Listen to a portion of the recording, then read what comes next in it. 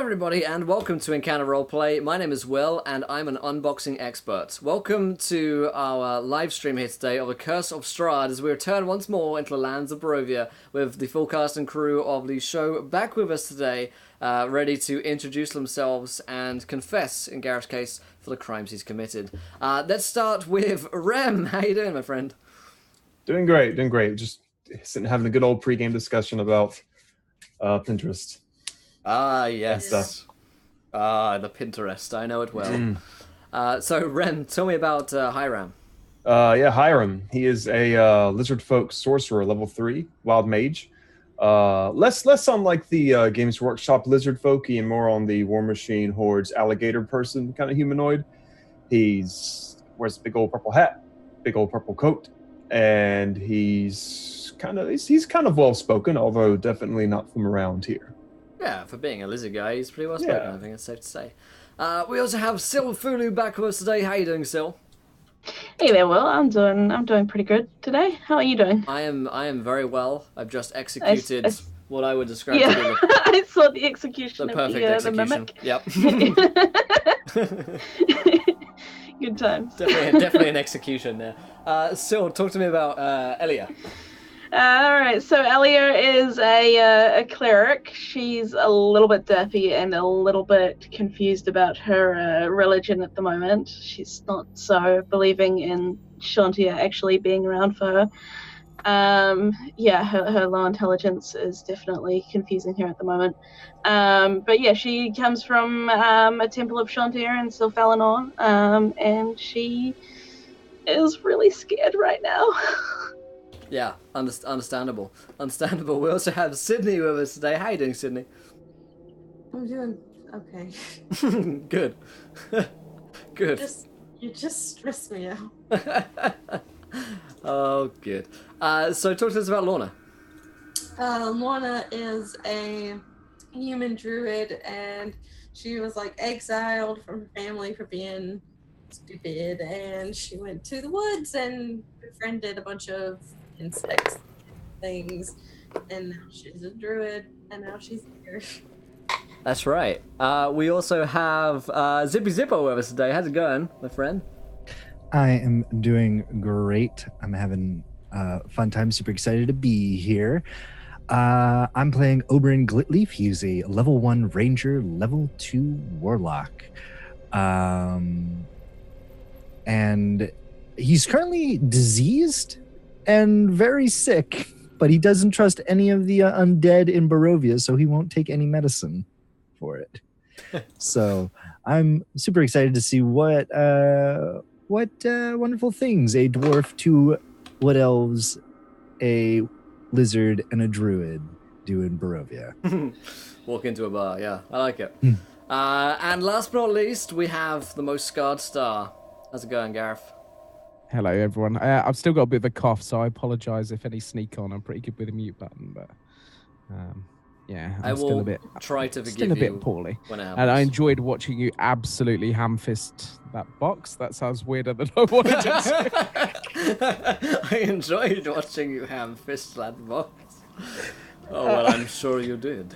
I'm everyone's creepy Canadian landlord. I'm suddenly Pandas in chat. Scarred Star. I am playing Twig, who is a dwarf barbarian, who now has not 1, but 2 cow horns on his head, and he has something inside his stomach. I'm not sure if anything happened with that because I missed a session.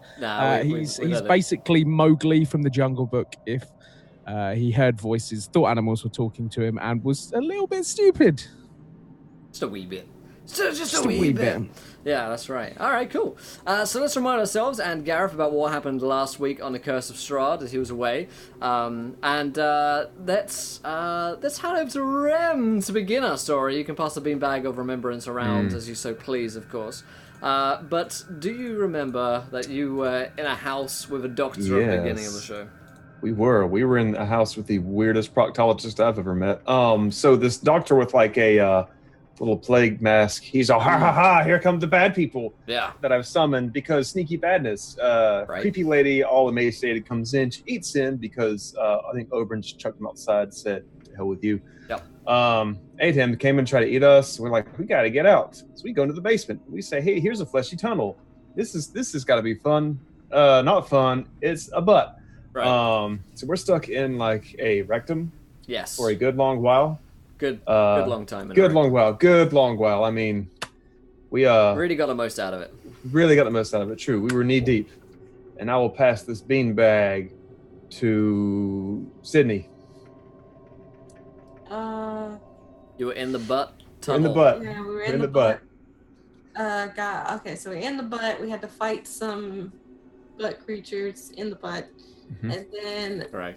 we were like, I don't want to sleep in the butt. So Right. we had to make him poop. We poked around In the butt. in the butt. You guys have a very different memory than I do. Then we came out like blooming flowers. That's right. And then we came out and we were in a well. We were in the butt, then we were in a well, and all these children. Yep. Well, it wasn't really a well; it was a butt well, and all these children were coming up and drinking the poop water, and we were like, "Don't drink the poop water," and they were like, "What are you talking about?" Masterfully rendered. It's just water. We're having a great time. We're at Summer Waves, bitch. And we were like, "No, it's poop water." And so then we had to go to the doctor.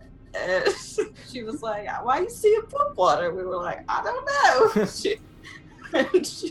Please, Alex.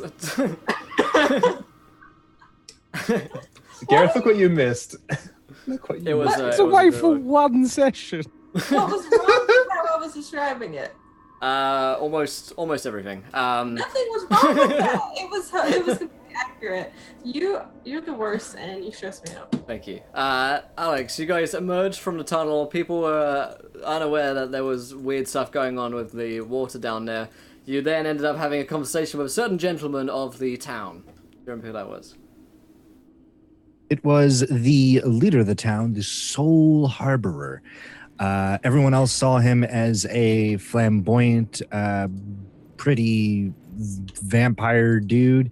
But since I think Sith didn't take our medicine. Did you take the medicine, Sith? Yeah. So Sith and I didn't take the medicine. We saw him for what he really was, a weird, like, mangled corpse, but being held together by the spirit of the Soul Harborer. Yeah. He brought us into this thing that kind of looks like Minas Morgul from Lord of the Rings. Yeah, the Mouth town. Sauron, Yeah. The and where all like the souls have been trapped and they live. We followed the Soul Harbor down. We found the soul of Strahd. He said that the only way for us to be able to effectively use the soul of Strahd is if we find him a host. Unfortunately, whoever this host is will be, as an individual, obliterated. Right. And Strahd will be that person. Yeah. So pretty much you got the soul of Strahd von Zarovich. You just need a mortal host in which to house his soul. And that may be an issue for you guys because whoever is the host has their own kind of consciousness and personality completely obliterated from the world, and instead Strahd von Zarovich takes the hostler body. So you decided to set out to a nearby town to figure out what the hell was going on there and see if you could find someone to either willingly or unwillingly to host this body as the soul of Strahd von Zarovich. Syl, do you remember what you saw at the end? You guys went up on a hill and you were looking at the town. I don't remember any specifics about the town. I just remember that we were coming up on another I was hoping that you did because I kind of forgot as well at the end there. It was a long week. Yeah, it's been a very long week. Oh god. We saw the town before you, we'll say that much. I remember that there was definitely a town there at the end. Cool. So, before we dive into the game, I remind you guys of how to interact with today's show. Here is the following ways to do so. If you haven't followed yet, hit that follow button and join us. 20 followers, in fact 30 followers, you guys get to tell what happens next in our campaign. Here is the tweet for you guys. 20 retweets and we'll have another viewer decision for you guys. And of course you can donate to Effective Gaming. You can play as Nat 1s, Nat 20s, Wild Magic Surges, and Curses. So check it out all down there. Enjoy the show, and let's get back into it. Let's begin, because it's been a few weeks since we've all been together as a family, to remind ourselves of what your characters look like. So, Hiram, let's start with yourself. Could you give us a quick visual description of yourself? Hiram has like grayish black scales. He's about 7 feet, 7.5 feet tall, big, hulking. His jacket is actually fairly loose on him, so it's just almost like a blanket to everybody else. Big, jolly, alligator-looking face, purple top hat, different types of regalia all over him, from little voodoo dolls to reagents. Like I said, big, crooked-looking mouth full of teeth, but he does have that nice little demeanor to him as he and kind of walks. No, he's not that much of a savage. Just when he gets kind of angry, does he lash out? Yeah. Okay, cool. So, what does Elia look like? Elia is medium height, medium build. She's not overly pretty looking. She's a little bit homely looking. But she has coppery light skin because she's a wood elf. Green eyes. She wears... Shit, what does she wear? She wears scale mail, so, just quite plain garb. But she also wears like almost vestments, so like a hood with some embroidery of Shantia's various symbols and things on it. Cool. And yeah, I like it. Lorna, what do you look like? Lorna looks kind of dirty because she lives in the dirt. But she pretty much wears kind of tattered black clothing. That's a little bit ill-fitting, that she hasn't gotten anything new in a long time. She's got long black hair. She's really skinny and pale, and she's got kind of gray eyes, very, very colorless, very reminiscent of dirt. Nice, dirt green eyes. Mm-hmm. All right. Okay, Oberon. Oberon is average height. He's about 5'9". His old forest green eyes are now kind of white and frosty, ever since he allowed the Winter King to be his otherworldly patron. His olive fair skin is now considerably pale. He almost looks like kind of a chilled corpse after you pull out of a morgue. He's also very sick. He has a disease currently. From wading through all of that septic poop. His light brown hair is now streaked with white, and his once beautiful stag horns are almost translucent as icicles. It looks like he has just icicles growing out of his head. He wears beautiful, ornate wood elf leather armor. His bow is just beautiful branches twisted together into a long bow. And that's Oberon. All right, and Twig. He is a shirtless dwarf. He has dreadlocks. He has 2 sumptuous cow horns sticking out the front of his head. He is wearing rudimentary trousers with a rope tied around the waist. And he often is seen running around on all fours because he finds it more comfortable like that. Nice. So the odd-looking group of you stand on the top of a hill, looking down upon a nearby town, which would appear to be the home, potentially, of a certain person that you're looking to kidnap and steal, or perhaps persuade to allow them to host the soul of Strahd von Zarovich with them. All the while, you guys are being hunted by the riders of the child who now rules over this land. And you've also been advised by the Soul Harborer that the more powerful the individual is in life, the more powerful Strahd will be once you pop his soul in, basically. It's like putting in new batteries to the guy. So you're standing upon the hill. You see a nearby town. People are walking to and fro, but looks of things, it's kind of afternoon, evening, so it looks like people are starting to go to bed as the big old green moons look over you guys. So what would you like to do? So we're in this town. We're looking for somebody of considerable power and... Yeah, you're kind of you're not quite in the town just yet. You're on a hill next to it, yeah. Okay, so we're on the outskirts. I look to the party because I don't think we've had a rest since the poop incident fiasco. So I look at the party and say, I think it is time for rest. I think we could all do well for with a rest. I'm terribly ill, and it looks to me that all of you have been trying your hardest, and we have just been saddled with a great task to find a host to sacrifice their life to become Strahd. I think we should freshen up and start the search in the morning. Hiram gives a big toothy yawn and, well, I do believe that a bit of shut-eye would be quite good for me as well. Maybe we can find ourselves an inn or two and just stay low for a bit. I mean, I could never say no to a nice nap. Twig is already curled up asleep. Twig. Yeah. Hey, boy, get up. He kind of just stirs a little bit.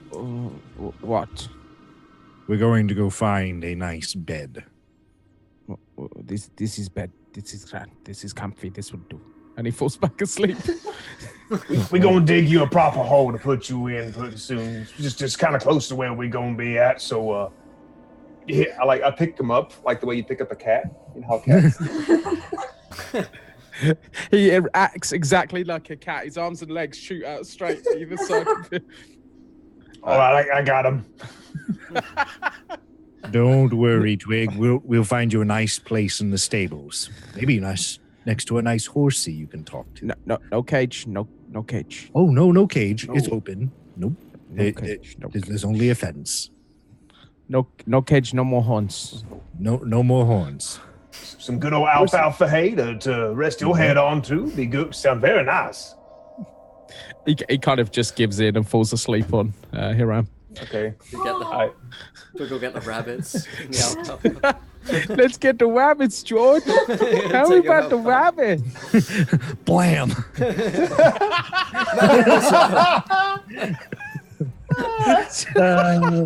Because we know exactly what happens. Yep. To Lenny. A tale of two PCs. Spoiler for some American literature there. Just no. Some 15-year-old mice and men. Because they got less cute.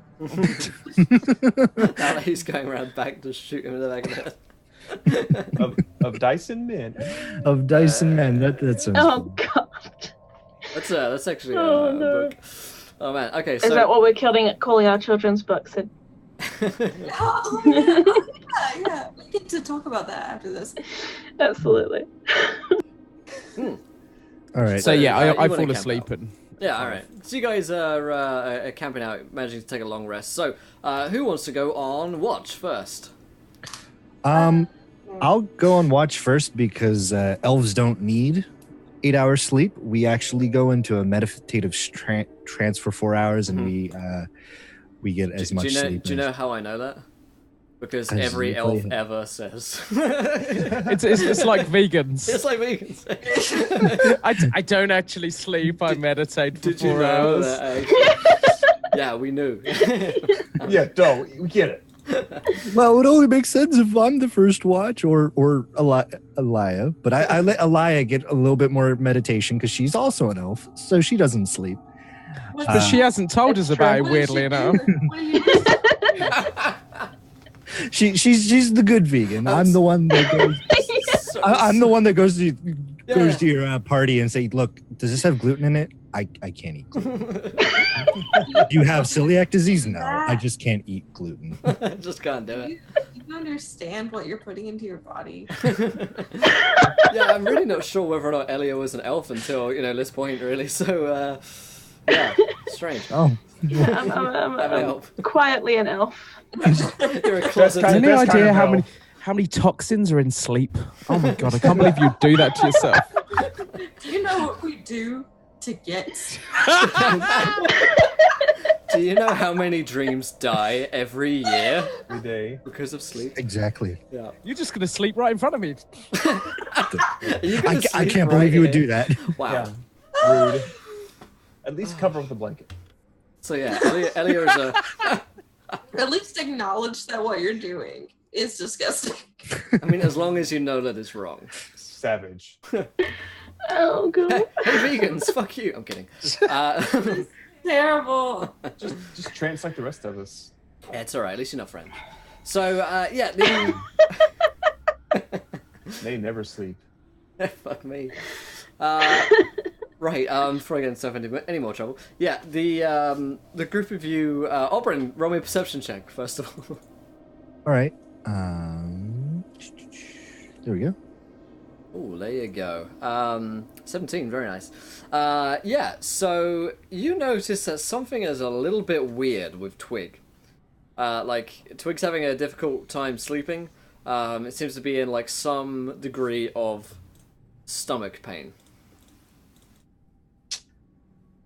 Oh, Other than that, though, it seems clear out.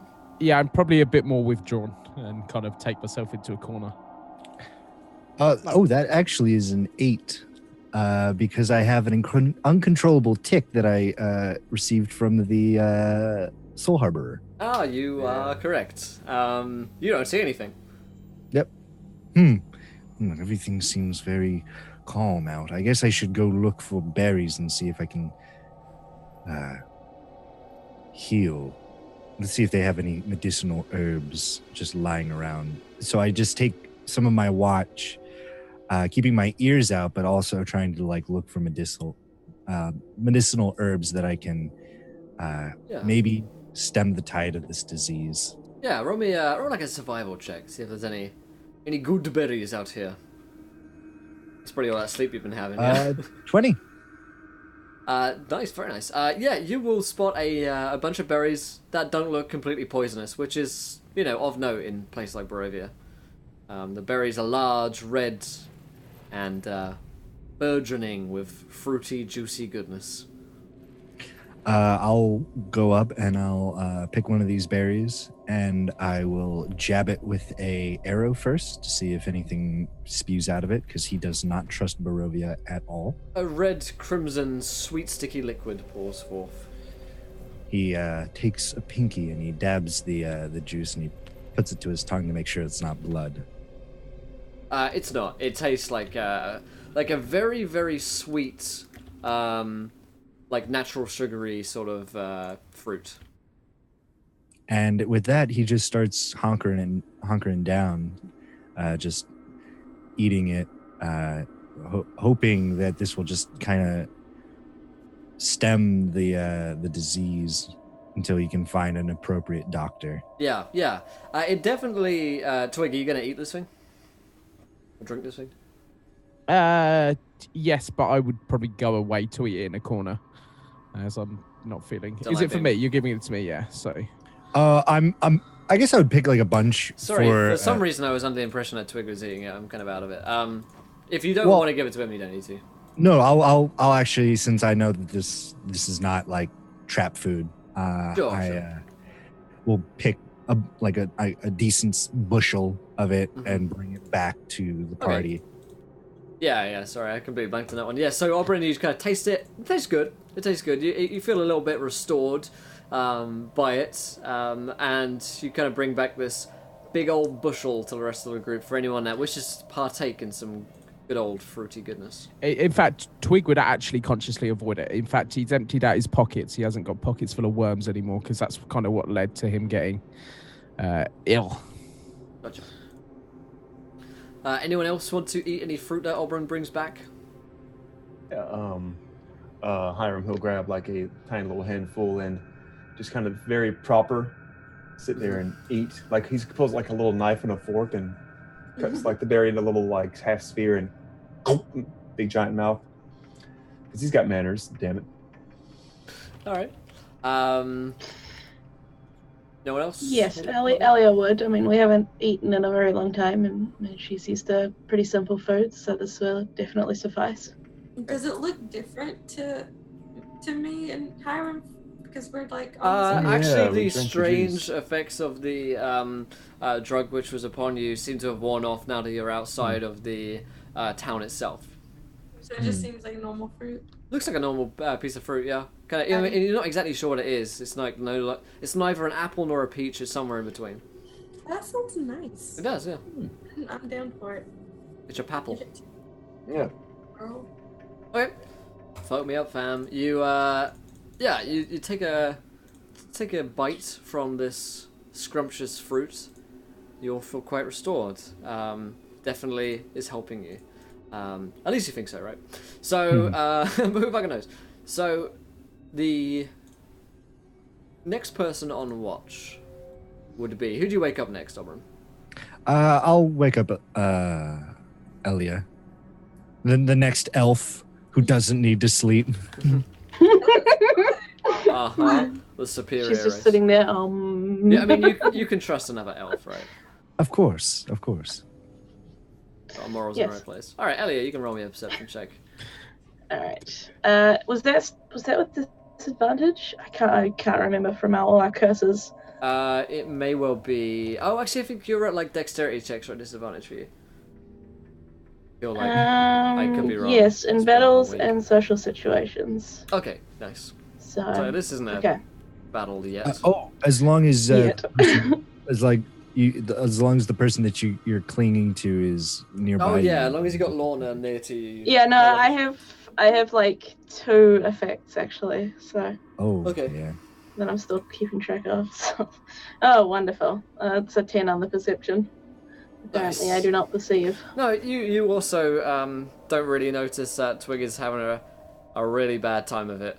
I'm sorry, In the Twig. corner there. Again, it seems quite clear out from the hill. You've got plenty of room to see anything coming. The one thing you will notice is that there appears to be like wine vineyards off to the east, just outside of the village. It looks like the village's main sort of income and resource would most likely be wine from the vineyards. Right.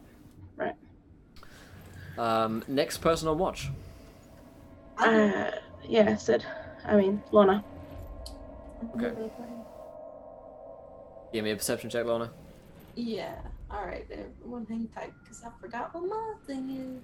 All right. You know how I know how it is. sometimes. Live that life.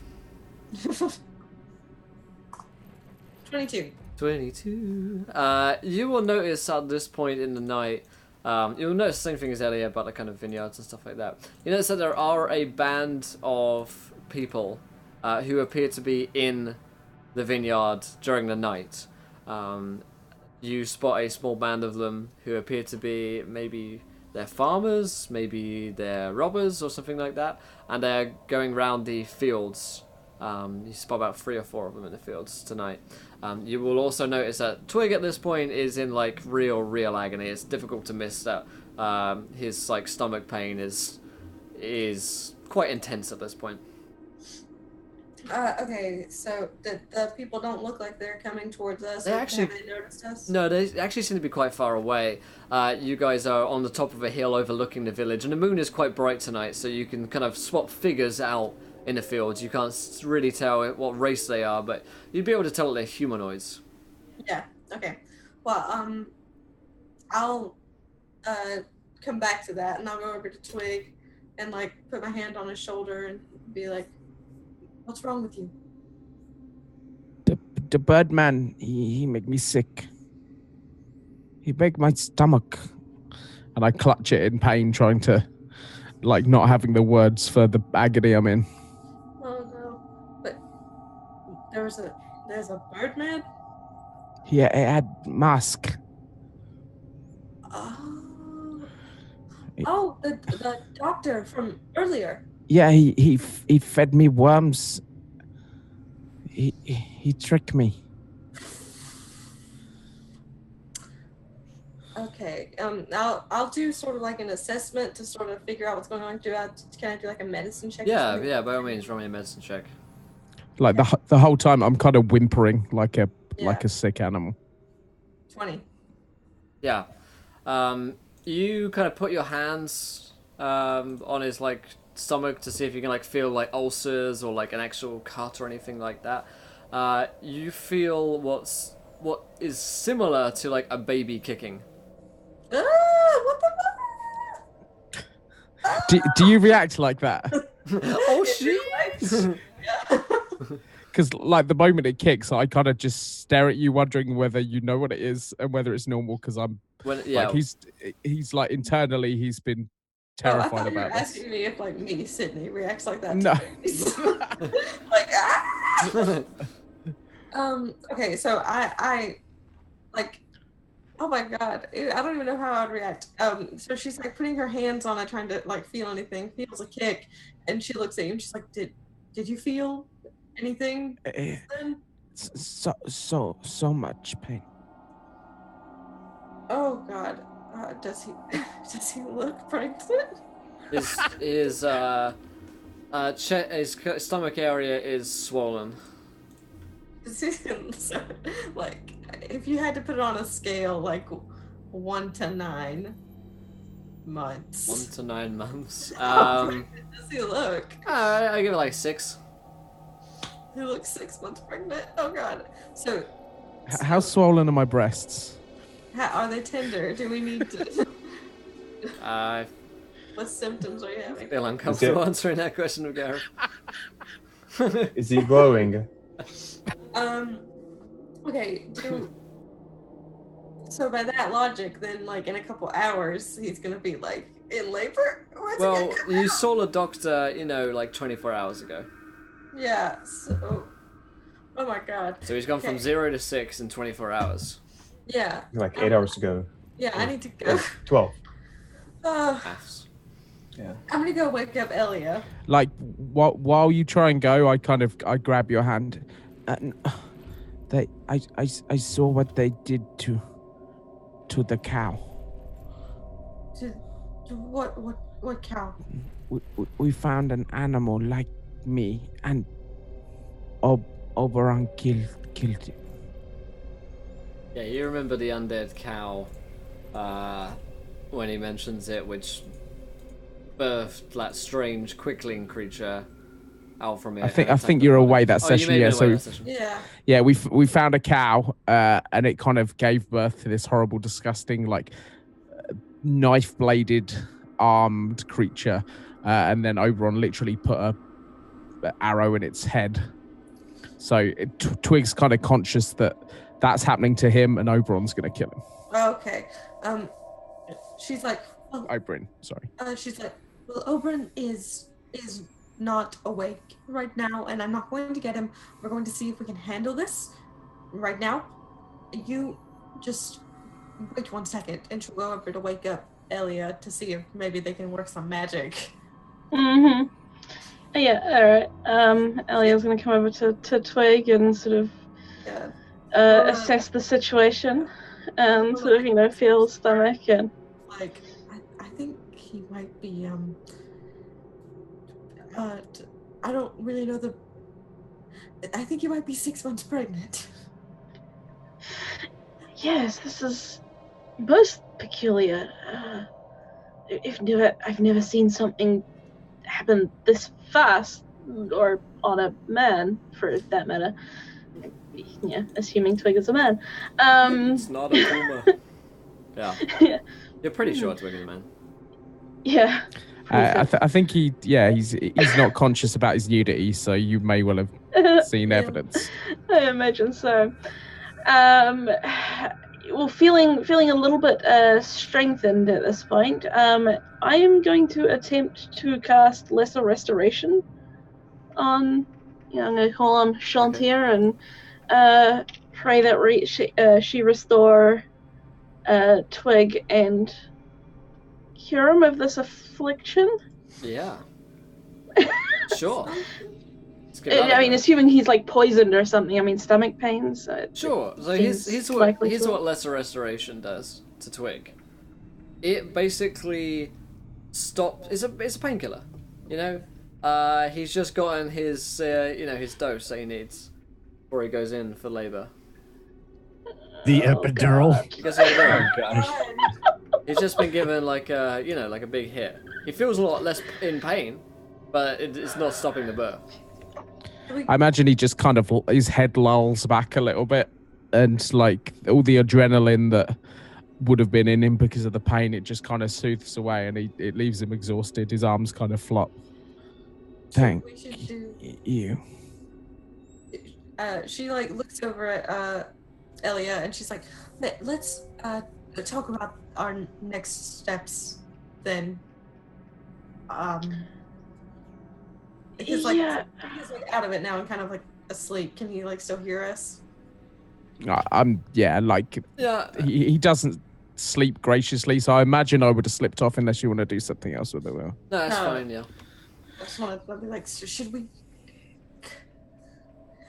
cut? This is well beyond my administrations. I have no idea how to handle this. Neither do I. I'm not. I just. Where's it gonna come out, or do we take it out, or is it going to rip out? Oberon wakes up from his meditation and he looks over. What are you talking about? Nothing. We. had a Nothing. Just nightmare. Twig is he's having a nightmare, and we're just calming him down. Oh, don't worry. I can do this. I used to put all the children of the Great Forest over at the Autumn Palace to sleep. All right. Does anyone have a pan flute? I really that's what we need here, Oberon. I think just let us try and handle it, and maybe, and it'll be okay. Oh, all right. Well, let me just take a look at young Twig here. Let me make sure that he's all right. It might be his horns. Twig, Yeah, you need to rub his horns. Twig. Where is he? He seems to be sort of slightly unconscious. I mean, like, he's kind of lolling back and forth. He doesn't look like he can see you clearly. Oh, well, there he is. He's almost half asleep already. Natural sleep. Falling asleep. Totally natural sleep. You can roll an insight check here, Robin, and Lorna and Elia can roll deception. Well, on a disadvantage, it's still a 7. Oh yeah, you notice that I'm like really slurring my words as well, instead of maybe swaying back and forth a little bit whenever I like talk. Super pissed. What's your deception check, sir?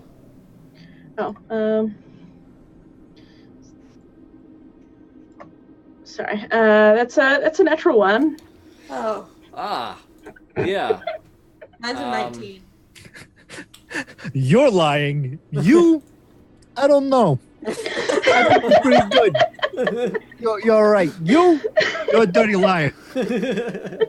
They're lying about the same thing, but only one of them is actually lying. She's talking and she just holds up a sign that says, "I'm lying." I turn to Lorna. All right, and I look over at Elia. You wouldn't be trying to lie to me, would you? No, Her name is not at all. Elia. I would my never name lie. isn't Elia. Wait, your name isn't a liar. This is Lorna. This is... Now I'm just confused.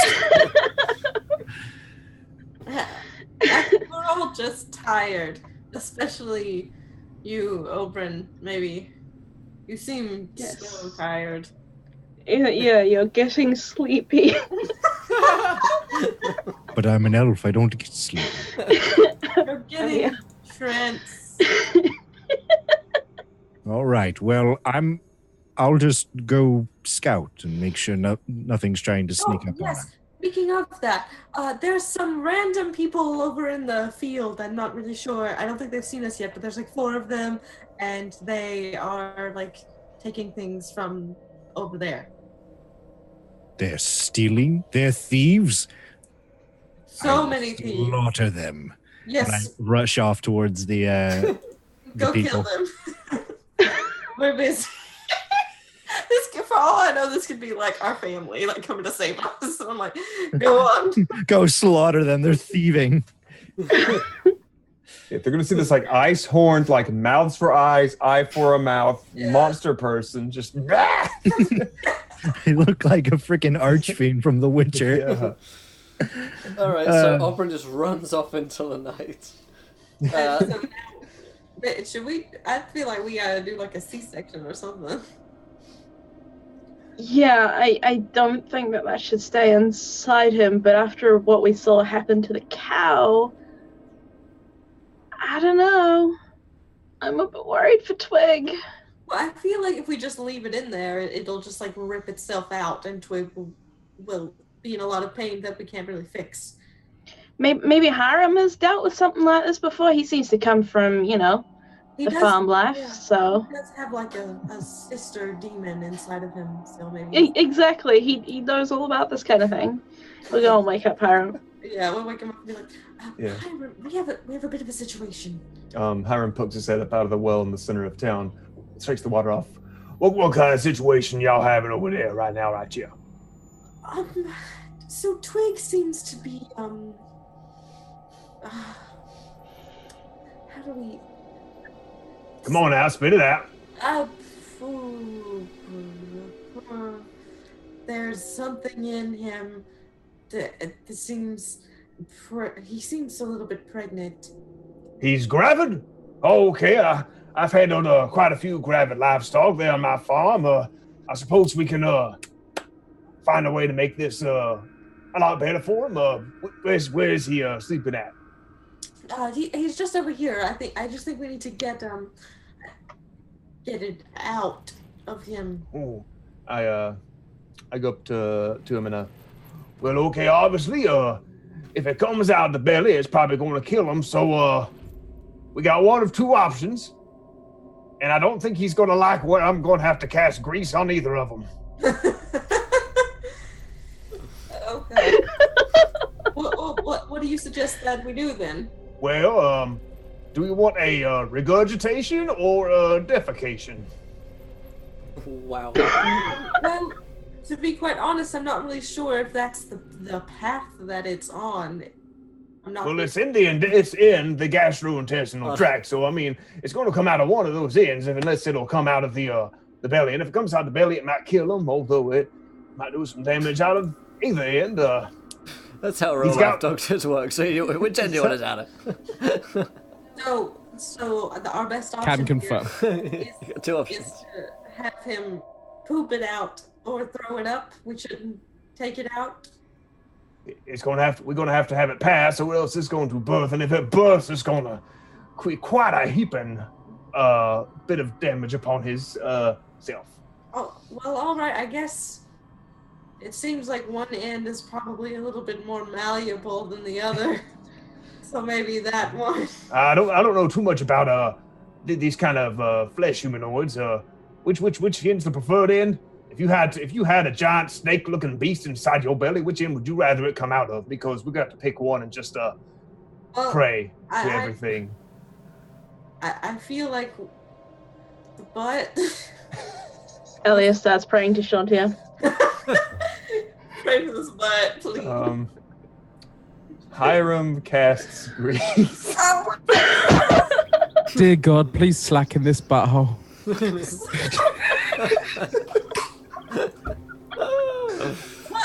Wow. Like, once you grease it up, how are we going to make him push it out? There's this move called the Handlick maneuver, where we just squeeze him real hard, and it'll just shoot right out. It's the reverse Heimlich. All right. So So all right, you're going to be, I'll grab a hold of Lorna. You're going to be the midwife. I need you there to catch it. We don't want to catch it. We don't want to save it. We're going to get rid of it. Okay, fine, then you get something ready to kill it when it comes out then. Prepare a spell, prepare a weapon. Don't know what we're going to do. I'm going to push down I'm going to depress the belly. And Elia, you just pray. You pray so hard right now. Listen to me. I grab by the sword. I don't know. I don't really believe in what you believe in, but I like the way you believe in it, and I need you to believe in it now. Oh God. Yeah, I'll have Shantia. scimitar ready for whenever it comes out. Maybe can we have like a basket to like squeeze it To send it down the river like fucking like Moses. Take it to the river or take it to the well. No, just get a basket so it can't like run away. And then when it's in there, Get up in that feed trough, and we'll you just slap it over it when I shoot it out. yeah, okay, I like this. So we put a feed trough under his butt, Perfect. Yep. and I have a scimitar ready to. Right. Mm-hmm. Yep. You cut the cord while I get it out. Okay. And All right. I depress his belly. So a series of things are going to happen almost immediately at this point. And I should probably inform you that Twig doesn't wipe. Well, This is not the grossest thing we've had to do, damn it. that is true. You've been in a butt before.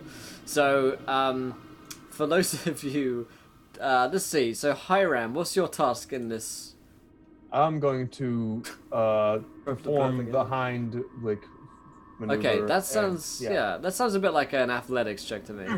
Okay. I'm gonna cast Bless while I'm Please, praying. please bless. Yeah. What's up? Shantia, please bless this insanity. You're not sure if So someone does sees the this. grease help? The grease will give you advantage on hind lick. Why not? Okay, sounds good.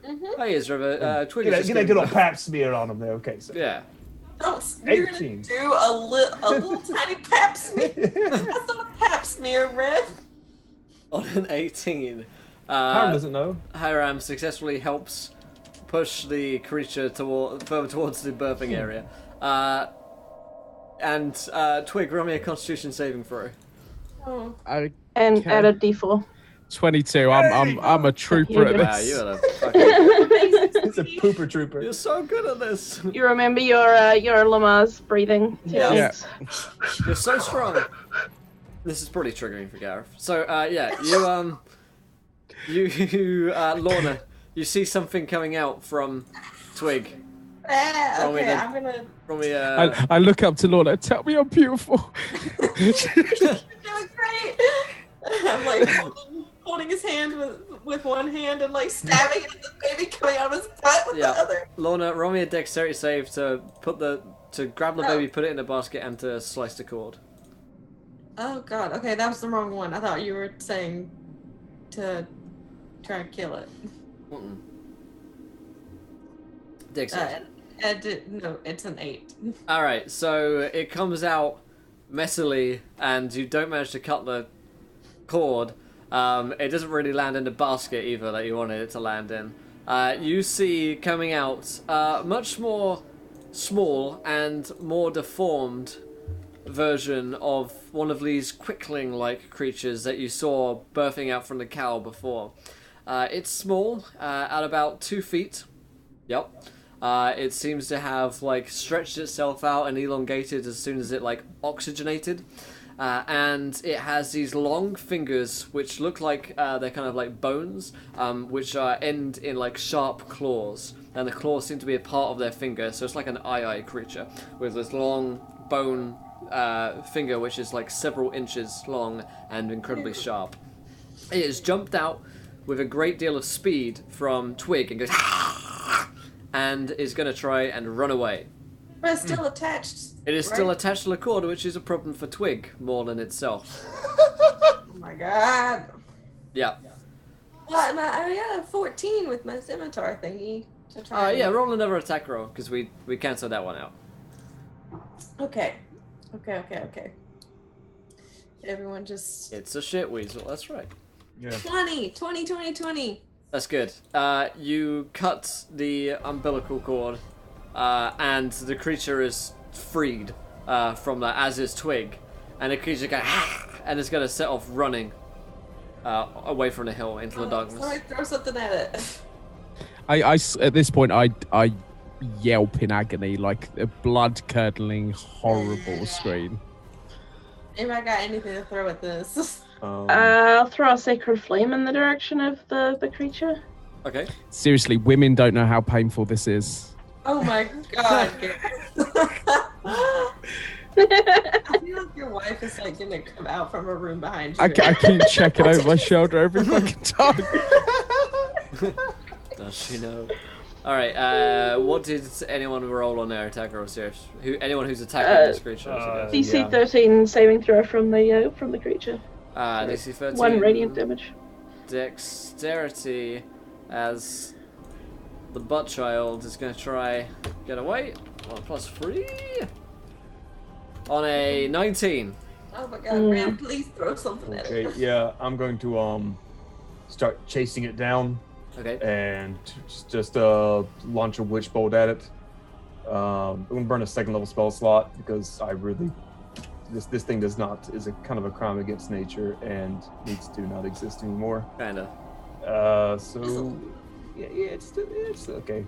So I will roll the hit. I want to spend. Use Tides of Chaos, so I get advantage on that, which means that you can then make me take a wild magic surge on things. So Nice. advantage. 15. 15 is going to be a hit. Roll a damage. Okay, level 2. 22. A 3 and a 1. I'm going to use some spell points, then some sorcery points to. Which one is it? The one that makes me reroll. I got that empowered spell. If you roll 1 sorcery point to reroll a number of damage dice up to charisma. I would reroll both of those because those are shit rolls. Shit rolls. Roll the 2 rolls. Shit rolls. And Twig, roll a wild magic surge from Isriva. Thank you, my friend, for the donation. I'm trying to turn the sound of the alert back on for some reason. Okay. 5 electric damage. But I do get. Oh god, if it's electric damage and it's still connected to Twig. I mean, the cord has been Nice. cut, luckily enough. Okay. 3628 will is my D10,000. 3, 6, 2, 8 as you give birth to a strange quickling child. As 5 damage, was that, Oberon? Yeah. Sorry, not Oberon, Hiram. 3, 6, 2, 8. Tomorrow, caster wakes at this location. What? Gonna come back to where it all started. Yeah, you go back to you come back looking for it.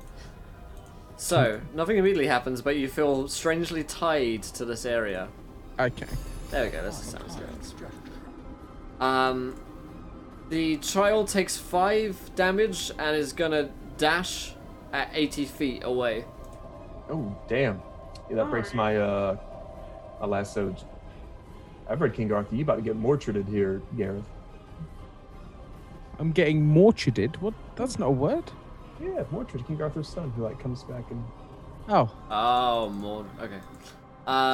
Mordred. Mordred, right? Yeah.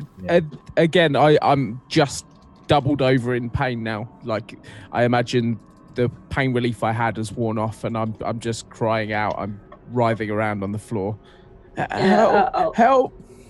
I'll move towards him and touch him and cast Cure Wounds on him. Yeah, the creature flees into the darkness away. The group of you are left with poor Twig. So, if you want to heal him, you certainly can. Yeah, I'll cast the Cure Wounds on him for 9 healing points. Okie dokie. So, Twig, you're back up on 9. Cool. This definitely caused a fair amount of pain and discomfort to you. He's just weeping. He's never felt such a thing. He's just kind of clinging onto anyone, looking for someone to hold. Okay. You sense a strange connection to that child. Maybe I'll cast it too. Sure. Because it just sounds bad and ugh. Ugh. It's okay, let's just Fair amount of fishing. What happened? We got rid of your sickness, so it's gonna take a couple of days to recover from that, but you are going to be fine. I do not feel fine. Well, I said it's going to take a couple of days to recover. It was a strange and long process to get rid of it, but it is gone. What was it? Elia? Some kind of child of evil, that's for sure. It's nothing like I've ever Twig seen kind of before. looks at you and his eyes blink unevenly, like not understanding what you're saying. It was some sort of think of it like a virus or what's the word? I can't think of the word. Parasite is what you're trying to think of? Yes. Parasite, yes. It starts with a P. Absolutely. Just kicking up pregnancy.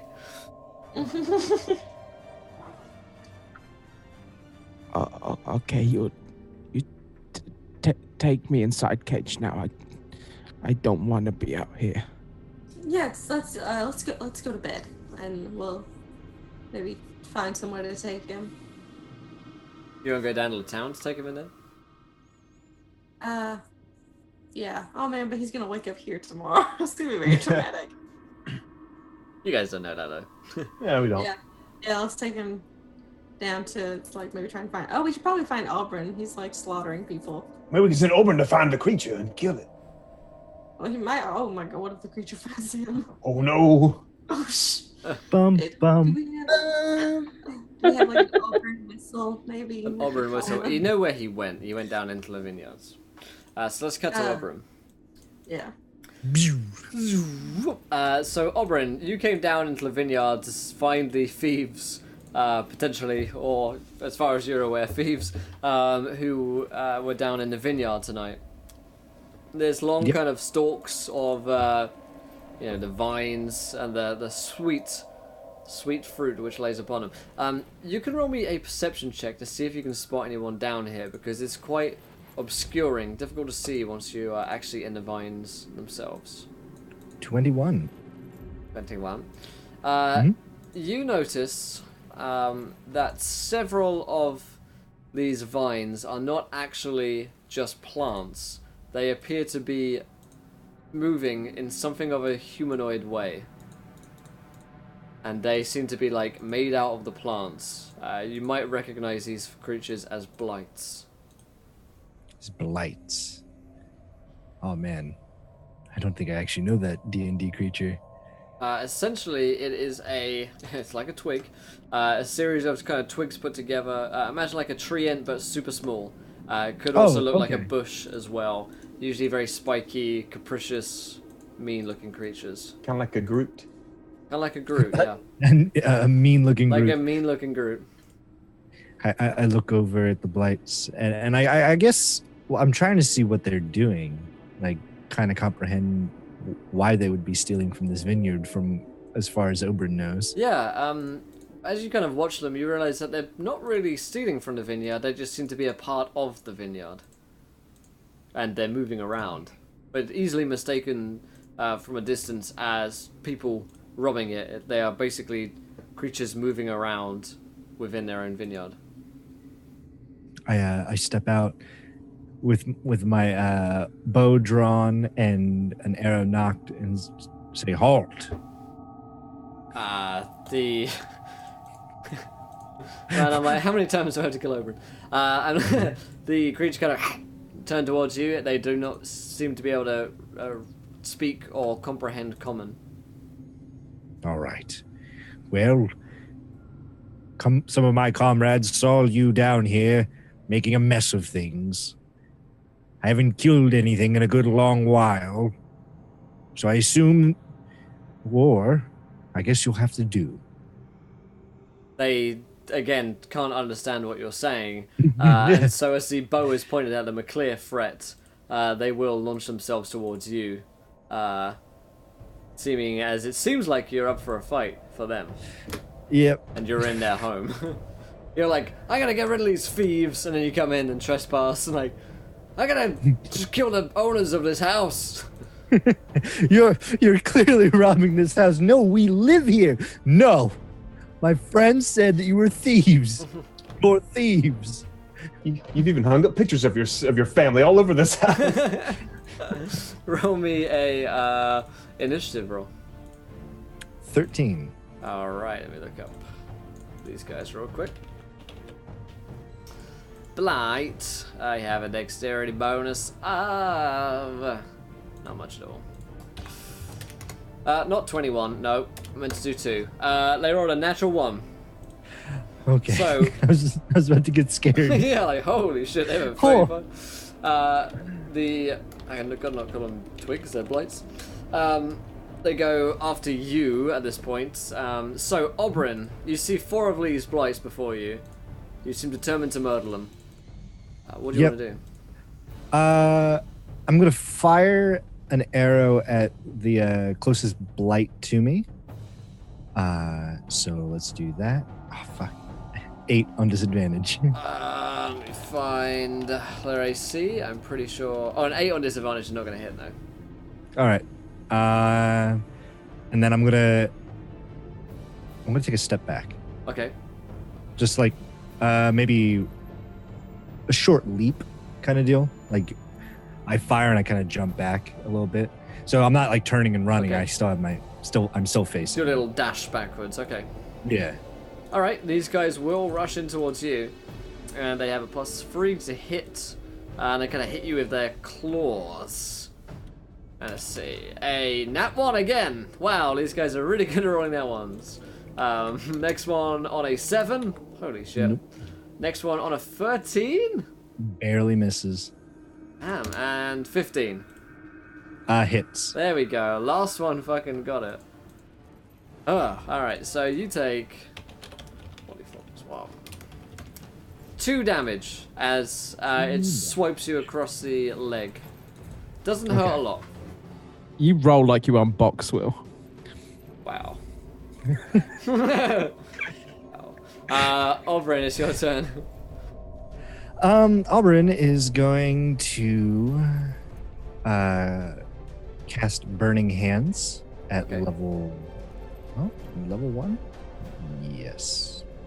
I'm going to cast at the closest one. As I hold my hands with my thumbs touching, fingers spread, a thin sheet of flame shoot forth. Your outstretched fingertips. Each creature in a 15-foot cone must make a dexterity saving throw against my spell DC, which is 11.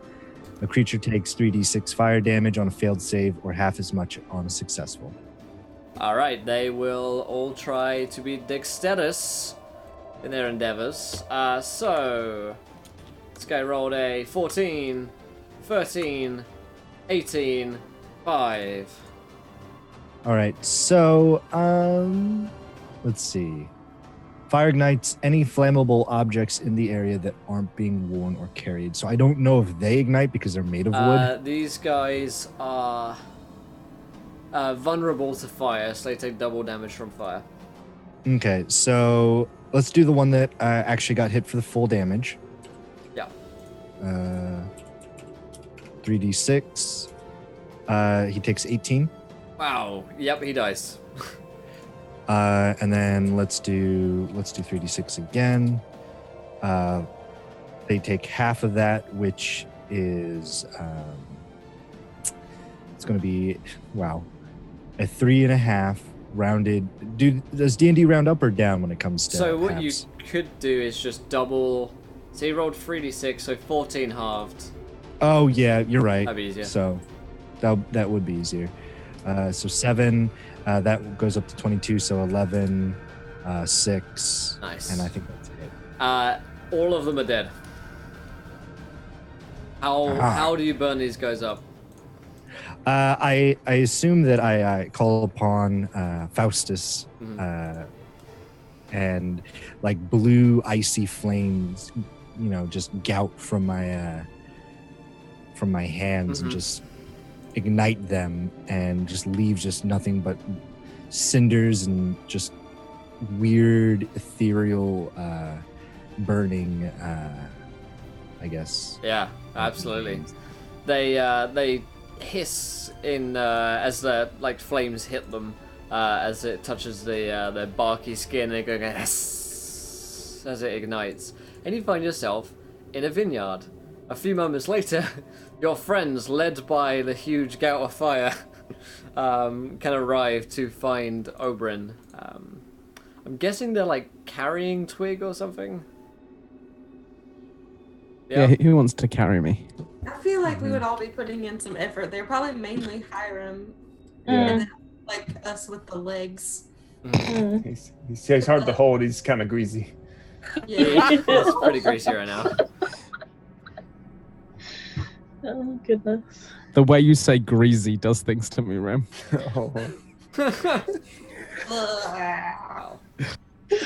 So, yeah, we come in. We walk up in there, we hold Twig as he drips. Yep. He seeps. Grease. I look back at my companions. You missed all the fun. I dispatched those thieves rather quickly. Oh, we missed the fun. Yes, Wait. we did. We definitely missed the fun. We had a nap. I look at I look at Twig. Is there anything dripping out of Twig? Yeah, probably. Yeah, probably. What happened? What happened? It helps him sleep better. What did you do to Twig? He's just a child. Well, there was a child, but it wasn't him. Over 18, everyone, over 18. There was a child? Remember that time that we came across that diseased-looking cow with the big old scaly slashy thing inside of its belly, and it crawled out the belly, and you killed the cow, and then we killed the thing, and it was like little nauseous. Well, that kind of happened to Twig, but we detoured the bursting out the belly routine and found other paths. We So- got it out. And He was infected. Yeah. You didn't kill the host to kill the parasite? we No. just squeezed it out. Yeah. Like juice in him. We juiced it out. One of those things is out running about. Well, we blasted it with some sort of something. I don't think it killed it, but it certainly charred. We tried our best to kill it, but it was very, very fast. We were a little distracted with the maneuvers that we had to take to extract it. That was very irresponsible. If something's infected with a parasite and you can't get at the parasite, kill the host, the parasite dies. I cover Twig's ears. Yeah, he's already had, tears are just running down his face. He can't But we help it. weren't going to do that. Well, you could have woken me up. I would have taken care of it. Well, we know that. That's why we didn't tell you.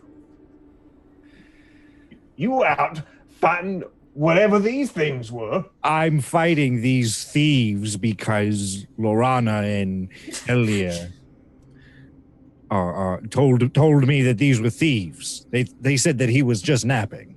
Well, so we had to make There's ourselves a lot of things. we We had have to few enough allies in this horrible, horrible place as is. We ain't gonna go killing one good little whatever he is just because he's a little bit infected with some kind of parasite. Just because he's a little bit pregnant. A little bit pregnant with a demon baby.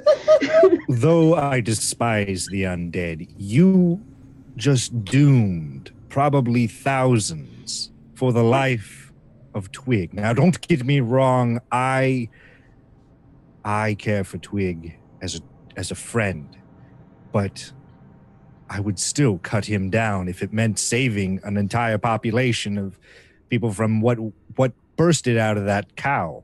We've all fought it. We all seen what those creatures can do. And now we have one running amok. On top of that, we have to find a host for Strahd. So how are we supposed to do that and protect the inhabitants of Barovia? Well, why not track down that creature and use it as a host? 2 birds, 1 stone. Turn the parasite into a host. Did it look like it had any form of intelligence? You need to have intelligence. It's not going to use its soul. Going to use Strahd's soul. Right. All right. Let's just find this thing. And if I don't kill it, we can use it as a host. Well, then, we need to set up some traps, mayhaps. Maybe, What do you know about making traps? I don't trap things. I raise and use agriculture, such like so.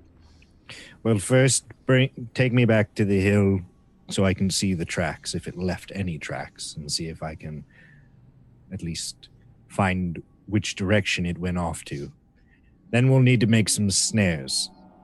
Let's see. You could probably make some out of some springs and 2x4s with nails.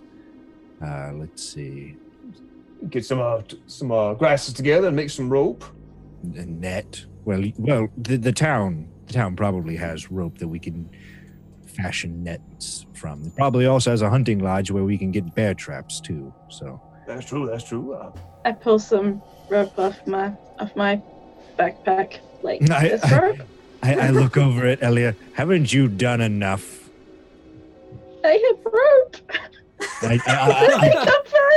I take the rope and I hook it onto my belt. Does it make up for it? It will make up for it when we finally catch this quickling. Other than that, you've put poor Twig in unnecessary amount of pain. Like, look, he's bleeding from one end. It would have just been easier just to put an arrow in him and just call it a day. Well, Mercy. I healed that.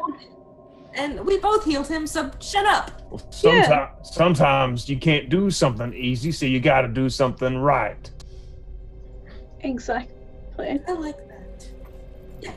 All right. Twig kind of clings tighter to whoever's holding it.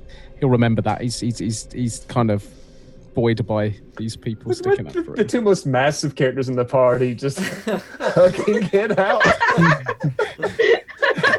I hold it as like when you see someone carrying like a golden retriever, you know? Yeah, that's exactly what it looks like. So it sounds like you guys want to have a look around, see if there are any tracks of the creature, and maybe lay some traps if you find any. Yeah. Yeah. Well, maybe it'll want to come back home, and we put a trap right there. Does this thing have a home? It just got birthed 5 seconds ago. I think that might be what he means. Oh, see if he went and found a home. Weasel back up in there. You guys can roll me survival checks to see if you can follow any footprints of this creature. Okay. Ooh, 13. Nice. I'm sniffing 17. You can definitely you sniff Twig, then you sniff the ground, like a dog. And you'll notice that the creature, the child, has gone back into town. From there, the tracks are lost, but it's definitely somewhere in this town. And it's late, so no one's really about at this point. Well, I think we've got until morning to figure this out. Yes. Let's just hope that it hasn't broken into anyone's houses and slaughtered them in their sleep. Twig is tired. Twig needs to rest. Find me cage. I need to sleep. I just want to sleep. He has been through a lot. Can I take out like a my bedroll and like some rope and make like a baby Bjorn for him, like Yeah. on my back? I'll walk now. I'll put myself down and I'll just say, I just need to sleep. I wrap him up like little papoose on my back. Aw, the papoose grow is back. I like it. Okay. Oberyn at this point would just climb up to the top of the nearest house and start running along the roofs and try to look for any signs of the quickling. If I see him, I'm gonna do and I throw a firebolt into the sky. That's my signal for I found it. All right. So roll me another survival check, Oberon. Okay. 17. Pretty damn good. Pretty damn good. The creature itself appears to have gone into the poor district of town. The town itself is pretty quiet at this point. No one's really up or awake. Everyone seems to be in bed. There's a couple of people who are walking the streets who seem to be those sort of like soulless, kind of zombified people that are in Barovia. You don't pay much notice to them, and they don't pay much notice to you either. But it's definitely in the east side of town. Other than that, though, its tracks are pretty quickly erased by a heavy rain which comes in to the town itself. Okay. What else would I do? I guess. So I see the tracks, but mildly. Yeah, the tracks are. Yeah, you follow them for a time until the rain makes it so that they kind of dissolve, destroyed. And there are some other people walking the streets as well, so it becomes very difficult to tell. And then you run into like cobbled streets, so it's like, you know. Okay, I guess I ask some of the local vagrants what if they've seen anything. Tall, dark, long fingers. Looks like it'll kill you as soon as it sees you. Something like that. Is that a yes or is that a no? No. All right. Well, I have confidence in this. well, you go get yourself. You know what? You just stay here. I'm going to go find the quickling. Thank you. You've been no help at all. And he like turns and I guess he starts. He'd start checking all the alleyways to see if it would like kind of ducked in an alleyway or something to hide. Okay. Roll me a perception check down in these alleys. Okay. 18. Nice. You find an slightly opened sewer grate. No, boy. Not bad. We've been done worse. All right. Do we perchance see a clown down there? Mm-hmm. Not yet. I guess Oberyn would cautiously stick his head down into the sewer and look around to see if it's a fleshy tunnel. No, it appears to be a standard sewer. Okay. He pops up. He's like, it looks normal, as normal as normal can be. All right. Well, Hiram and Papoose Twig, get in there. All right. I like unlace Twig from because there's no way we can both. fit Yeah, probably through I this can grate. walk down. I'll Okay. kind of reluctantly crawl down. And I land down in the water. Is the water like any depth to it or just? No, it appears to be fairly shallow down here, and there are like walkways as well. Okay. I'm on the walkway. I need that nastiness. Mm-hmm. Anyone else going down with Hiram? I feel like we should since it's kind of my fault, so I go down there. Okay. Yeah, I'll go down. I'm kind of following the party. Yeah, I'll cast a light on my shield and climb down there with them. I'll enter in last. So the groupie and Twig, you're coming. Yeah, I'll go Sorry, down yeah, as well. yeah. So the group of you find yourselves down in the sewer, slightly away from the sound of the rain and the storm above, and find yourselves in these dark, dank sewers. You do see a set of footprints that lead off, which you presume to be that of your quickling child. Ooh. I'm guessing you're following. It's time to set forth, I guess. All right. So I guess I'll follow the lead. So good. I'll go first, I guess. All right. Let me. This is my fault. So, yeah, it probably likes you better than us. That is a good point. Yeah, we tried to kill it, then you gave it life, so you're probably higher up on the good person list if it has that. Maybe we should keep some it distance. probably has daddy issues at this point, to be honest. I'll lead the That's way. true. That's true. Maybe we should stay behind by a good 20 or 30 feet. Okay, I will let you know if I see anything. And I'll kind of just trudge ahead. Okay. So whoever is leading the way can roll me either a survival or perception check. I'm easy. Oh god. 5. 5. Okay. So yeah, on a 5 twig, you're not having the best of time working your way around this sewer. You'll notice that it's quite a big sewer. It has several kind of sprawling entrances, and due to the low light, it is difficult to see the tracks. You have dark vision, which helps to counteract that, but thanks to your current state, you're not really having the best luck with that. So progress is slow as you head down into these sewers. Yes, you do also see a lot of shit around here, which is encouraging because at least they're not like eating blood, right? You do, however, stumble across a homeless vagrant who is down in the sewer and was asleep until you stumbled over him. And you see this gentleman.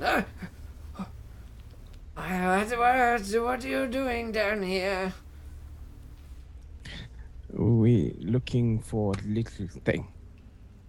We're looking for one of those quicklings. They have long claws, sooner to kill you than greet you. One of the birthed ones. Yes.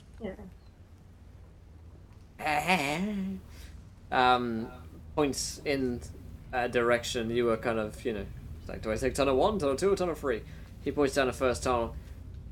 It's having skitter down that way. So it must not have noticed you? Huh? It must not have noticed you then.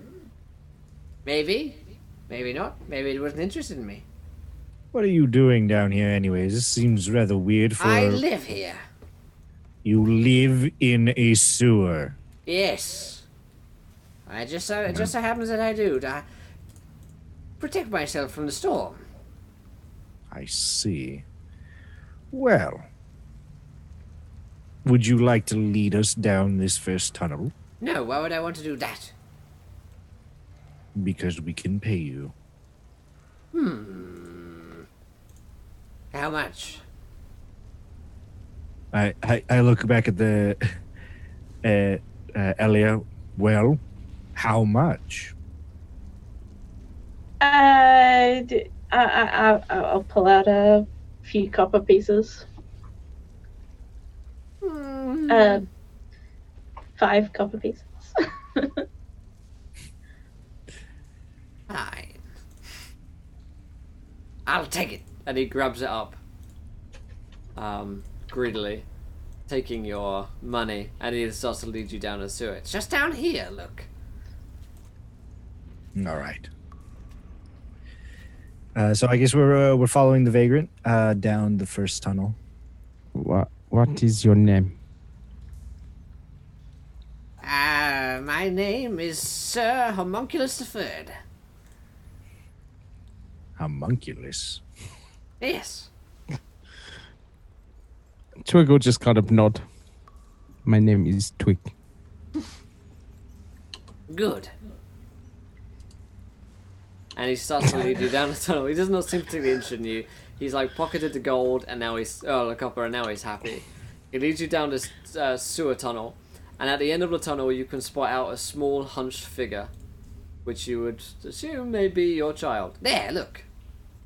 Yeah. All right. Let's kill it. What? Well, We're actually trying to capture it. You know, to be a host of the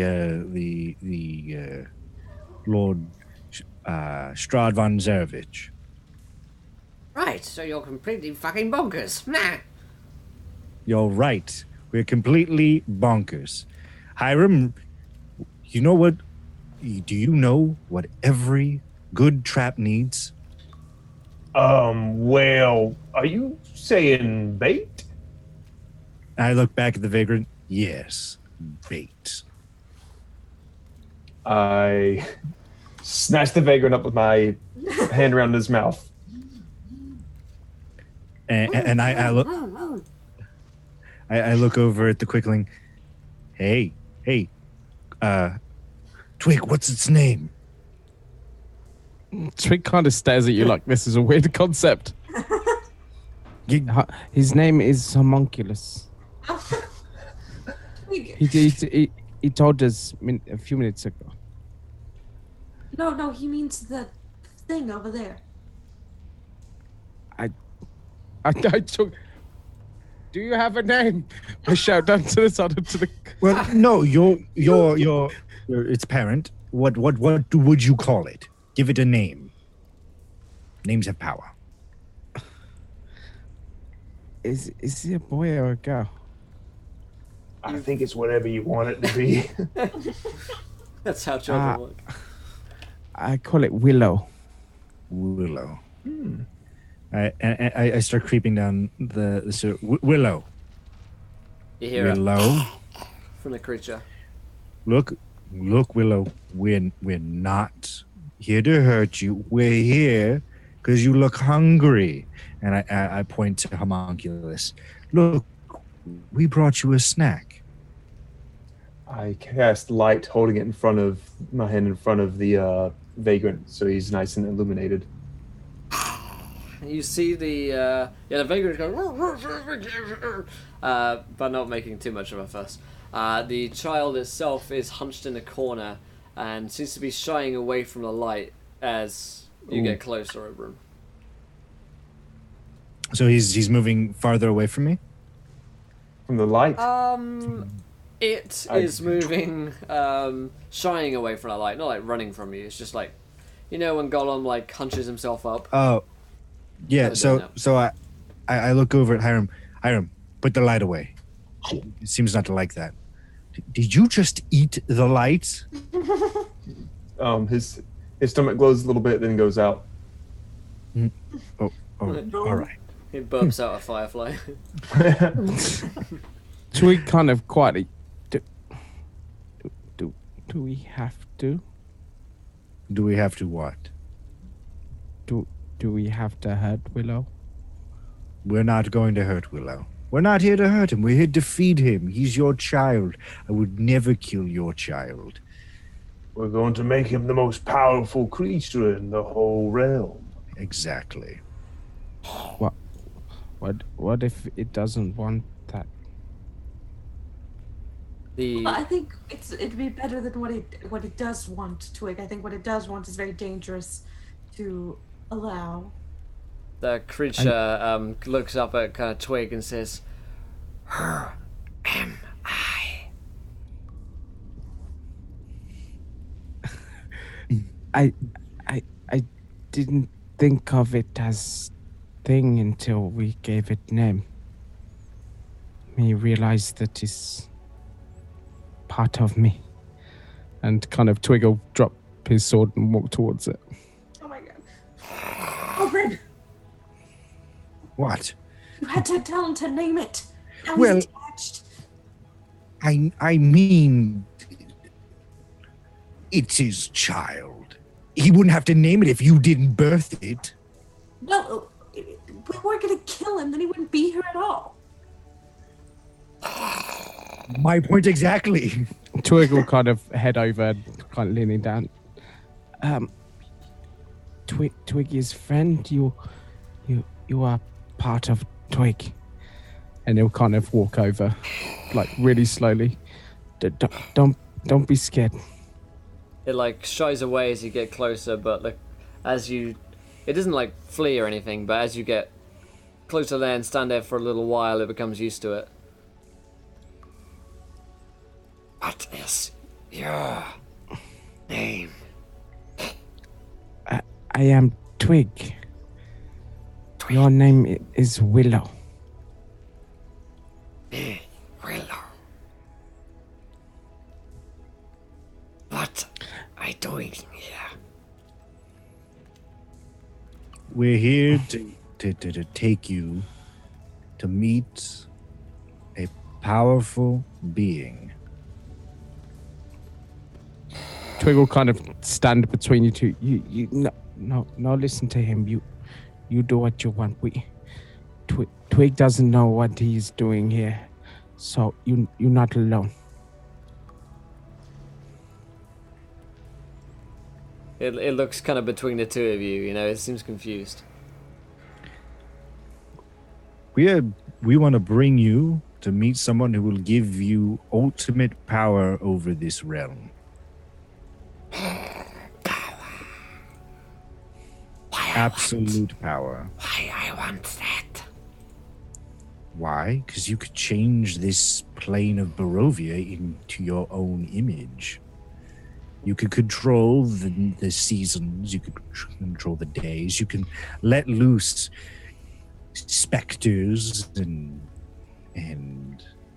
more of you. You could have brothers and sisters just at a snap of your fingers. Brothers, sisters. Twig kind of stands to the side.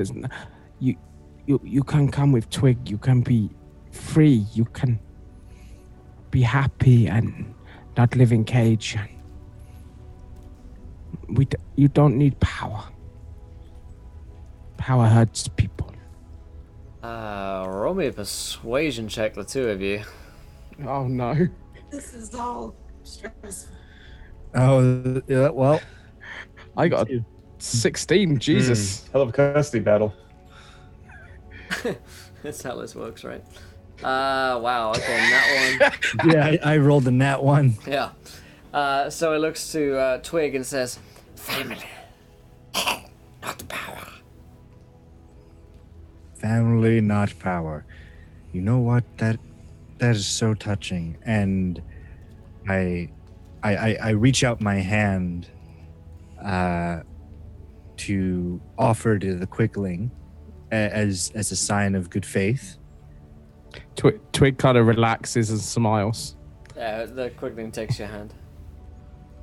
And I grab it, and in the back of my mind, I invoke the Eldritch Invocation of Gaze of Two Minds, because he willingly grabbed my hand. I can use my action to touch a willing humanoid to perceive through its senses until the end of my turn, as long as the creature is in the same plane of existence as me. Mm-hmm. I can use my action on subsequent turns to maintain this connection, and I can see through his eyes, hear through his ears, and whatnot. But I go deafened to the surroundings, so I basically become Bran from Game of Thrones. Nice. And I said, if you would like to go with Twig, and Twig, if you would like to go with your son or daughter or child, it would be fine.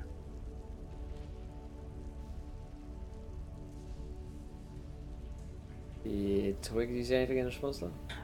Its name is Willow. Yes, if you would like to go with Willow, you may. When you're hearing through its senses, you hear the same words. It's confused when it hears common, but it seems to have an innate ability to speak it. You come with us. When Twig finds way home, you come with me. I'm completely trusting of Oberyn. As soon as I saw him put his hand out, I see Oberyn as coming to my side, and me having convinced Oberyn at the same time. Okay. So it nods slowly and says, "Come with you." All right. Well, we have to head back to that village where the Soul Harbor is so we can find out what the next part of our journey is. Are we going to feed this man to Oh, I totally forgot. Homunculus. Hiram, put down the man. But what if he's still hungry? Well, we'll do this. Hiram, put the man down. Give him a gold piece for his troubles. Please let me. Thank you. Yeah, I drop him and toss the gold piece to him. Ding. All right. Excellent. Sorry, Mr. Homunculus. Yes. Thank you for being live bait. I should think so. And he takes a coin and runs. And I turn to Willow and I'm like, if you would like to hunt him, you may. No. Hunt. Willow eats dwarf food, louse and berries and worms. Makes a face at that. Like I you're mean, he's making it- right. Like you're making it go vegan. You will eat your louse, young man. You won't be up from the table until you finish all the... It's your louse sprig. We need to get out of sewer. All right. And I guess we will, and I look to the others, I guess we'll have to also go find a new host for Strahd von Zarevich, or I can offer myself up as a host. And he kind of like winks to everyone. Twig winks back, not knowing what it means. See, Twig gets it. Twig gets it. I look at Oberyn.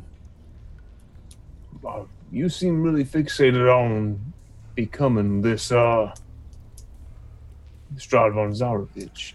Oh, you know, the sacrifice of one saves many. Because Hiram might just decide, well, hell, it's his choice. You want to inside check him? Yeah. Do you want a deception roll or? Yeah. So Well, that I mean, the thing is, when he becomes Strahd, then all of his consciousness goes away, so it doesn't really matter what his motivations are. Wow, deception check is a nat one again. Like Oberyn can't lie or persuade at this point. He's just like, oh. So yeah, Hiram, you get a sense that Oberyn maybe is, hiding a thing or two there. We might need all five of us together to try and defeat this cursed child. So let's go look around and see if we can snatch up anyone else to use as this here host. right. Yeah, I agree with Hiram. I think we need to keep as much of our party alive and, normal as we possibly can. Oh, sure. Yeah, the whole normal thing being a little bit subjective at this point with your mouth for eyes and eye for mouth, but yeah. We are all normal, as Twig puts his arm around his changeling baby and walks down the sewer. Yeah, Willow will come with you, fairly willingly, being led as you head out of the sewer back into the town itself. Now you could, it's pretty late. You guys could look for, like a tavern or, some kind of place to stay where they might have people. Or you could go looking for vagabonds again, just like pick up some hapless homeless person, for instance. Well, we want someone who, we can't just bring anybody to Strahd von Zarevich. We have to get someone a bit, perhaps maybe like a noble. Perhaps. Is there a mansion somewhere in this vicinity? Well, yes. Maybe a merchant. Maybe not a noble. A noble would put too much heat on us. Maybe a merchant, like a very well-known merchant. So, Oberyn is going to go look for vagabonds and smack them awake and be like, do you know where the richest merchant in this city is? They will direct you towards the merchant's quarter, where there are several large houses. For a town in Barovia, this place has got some fairly nice sort of merchant places. Although you suspect that they probably deal in some rather gruesome and grisly items, not excluding people. It's pretty late. There are some guards on the door to this sort of manor of this one gentleman. Let me find his name for you. This merchant who lives in this town is Mr. Tyrius. Mr. Tyrius Gaunt is his name. And one of the guards kind of looks over at you. What you want? We're looking for the richest merchant in this quarter. He says, and who are you? I am Oberyn Glitleaf. I have a proposition of a lifetime. Uh-huh. Mm-hmm. What if I told you I knew how you could get ultimate power beyond your wildest dreams? I'll tell you, you're probably a madman. Many would. But many people said I couldn't tame a quickling, and I point to Willow. But I have. And the guy goes, holy shit! Oh. And he says, oh, right, maybe I should talk with the master. Right. Yes. And he steps backwards away from Willow, keeping eye contact. And Willow says, why, he's scared. I don't know, Twig. Why is he scared? People crazy. And Twig just shrugs. Bitches be crazy, yo. It's the explanation you give to your newborn son. Twig just doesn't get people, so he's the worst That's person true. to ask. That's very true. It's like, honestly, I've got no fucking idea why anyone does anything, so... They live in cages. I do not understand people. Alright, so a few moments later the guard comes back and says, yes, the master will see you now. Ah, good. And we enter. I guess we enter his home. You do indeed. You come into what is quite a nice, but definitely gothic-looking home. And the gentleman before you is a man in his early 30s with slick back black hair and a traditional Barovian outfit, which is to say fairly gothic. And he says, now I am told that a certain one of your number has tamed a oh! There it is. What a fascinating specimen. And Willow goes, What? And he kind of comes over.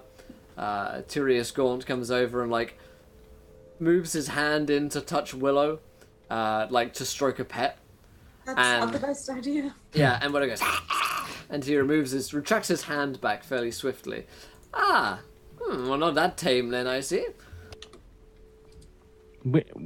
Why would you touch it? I do not touch it. And I go and, like, grab him and ruffle his arm a little bit. Do you like it? I've never seen a tame one. What is this tame? Friendly. Yes. As friendly as a quickling can be. Twig not tame? You are very tame. You're very friendly. Oh, I see. We have some from the colonies with us today.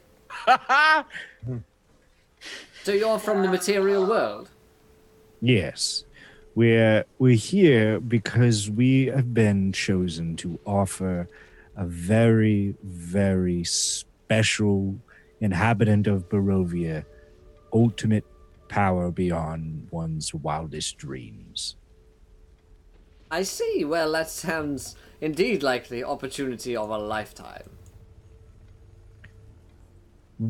Have you ever thought to yourself, what if I could just snap my fingers and the mists around Barovia are just gone, and you could leave and go at your own desire? I see. Yeah, well, you make a good point. I can see how the he doesn't do that. I do. I can see the benefits of that, being able to part the mists and be able to trade in farther places, go to the colonies even, reach your own lands and trade there with my stock. Yes, or How about shaping the world in your image? I like the sound of that as well, but I'm not too sure I'm fit to be a ruler of this place. What can I help you with? Well, I was wondering if you could put the word out that we can offer you all the powers that Strahd von Zarevich once had. As he's talking to this guy, I'm gonna step up next to him and put my hand on his shoulder and quietly cast guidance on him. Hey, nice. He says, now you are indeed sounding like a bit of a madman. Strahd is dead. How would one be given his power? I can- Do you want us to show you? We can take you. I'd rather hear you out first before I go with any strangers in the night. I have business here which is not concluded as well. Well, all you would have to do is we have his body. We have what's left of his body, of course. Right. And we've met a man who has drained his blood. All you would have to do is partake in the devouring of his flesh and ingesting the ichor that is his blood. And you will become as powerful and as godlike as Strahd von Zarevich himself. And what is the catch with this? It strikes me as though a deal such as this, you could find anyone who would take it. Well, you must forsake your former life. You are no longer a merchant, you are a god of this plane. And my former life would be just erased. Hmm, More abandoned. more abandoned. You could come back to it whenever you would like. But it would be a fresh start. Of course, it would be a fresh start. You would have no debts. You would have Death. you would have no enemies. You would have no nemesis, no rivals trying to stab you in the back. Because you could just make them all disappear. That is very true. I'd also have no stock either. My important work here wouldn't be done. Well, what's stock when you can just make your own money? That is very true. Let's not worry about inflation. I could just print money. You could.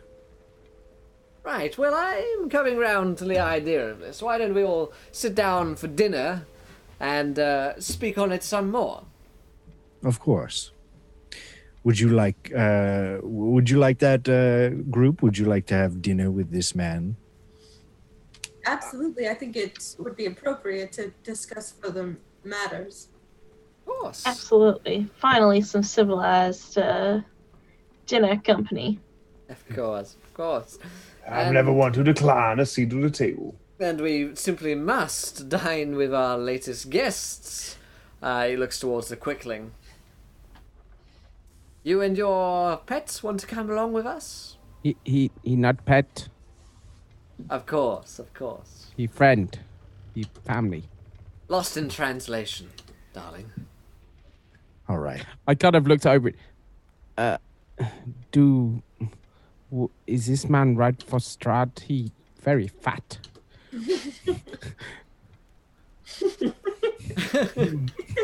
I mean, his name is Tyrius Gaunt. Oh, okay. But let's play him as really fat. I love that. Yeah, His I name is- imagine a merchant as rotund. Uh, I say this like right in front of his face Yeah. without thinking anything of it. Look, he has, and I do the neck thing. Look, what this? Oh, when he drinks of the blood, he will lose. She would shed that weight. Oh, really? Now, that is most... it's crazy. So they've been trying to get me on these new weight-losing programs, but really this sounds like a This one-stop that shop. is guaranteed to work. And if Yeah. you call in the next half hour, we'll try this extra. You could Yes. you could reform your shape into whatever you wish. You are the god of this world of Barovia. Well, now. Let's dine. This is all very exciting. Wine, everybody? Wine. Good. And he, when he gets a drink of wine, he's a lot more camp, apparently. And he'll pour everybody some wine, and servants will come and put down food. Now, this is the first real proper food that you guys have had in a long time. And it is very good. The food is fantastic. It's like not maggots, and it looks like it's actually from some kind of meat that wasn't a maggot, which is nice. And he says, so sit yourselves down. Please do tell me more of how you came to fall into this this whole world. In fact, no, I'm bored of Barovia. Tell me more of the material plane. What is it like there? How many slaves do they have? Oh God. Well, we do own several slaves in the Palace of Autumn, but they're not slaves. They're more of volunteers. They after the season of decay, when we fought back the necromancers, many gnomes and halflings of the Great Wood came and sat with the elders of the Great Wood, and we offered them a place in our homes as butlers, as scribes. I even I have a small one, very small gnome, purple hair. Likes to talk to his stuffed sheep doll every now and then, but he's really just a peach. And are any of them infected? No, everyone. We make sure that So they there's are an open market for it then. Good. Yes, of course. If you would like to drop the mists and infect the material plane, you could do that if you wish. I'll lean over to Lorna. What slave? What is slave? It's nothing to worry about here. It's she's looking at Elia like Is it a good thing? Is it a good thing? not. Yeah. It's people who are really, really happy. It's it's like basically party people. All the party people. So yeah, Twiggle out a cheer. Slaves!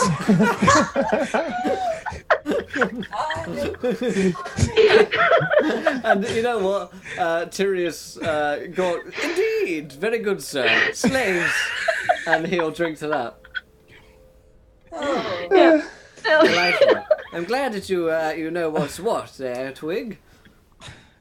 You know what? Later on, I may show you my collection of slaves, Twig. Oh my God. He kind of nods like, yeah. I show Willow. We want to see slaves. And I kind of I'm excited. Like, I think I like this man. Well, you know what? If you're very good, I may even give you a slave or two.